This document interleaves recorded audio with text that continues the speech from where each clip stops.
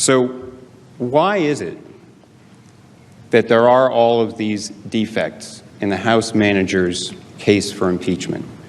Why are they asserting principles like only the guilty would assert privileges? That's not part of our system of law.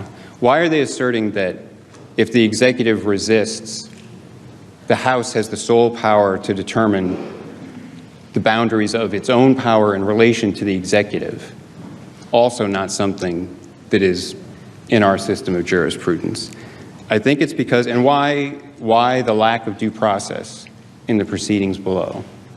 I think, as we've explained, it's because this was a purely partisan impeachment from the start. It was purely partisan and purely political. And that's something that the framers foresaw. And I'll point to one passage from Federalist number 65. A number of different passages from that have been cited over the course of the past week. But I don't think this one has. It's just after Hamilton points out, he warns that an impeachment in the House could be the result of persecution of an intemperate or designing majority in the House of Representatives. And then he goes on.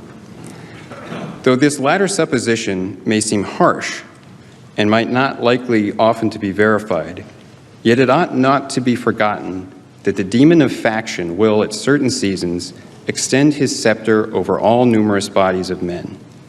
Now, that's very 18th century language. We don't talk about demons extending their scepter over men, but it's prescient nonetheless. We might not be comfortable with the terms, but it's accurate for what can happen. And that is what's happened in this impeachment. This was a purely partisan political process. It was opposed bipartisanly in the House.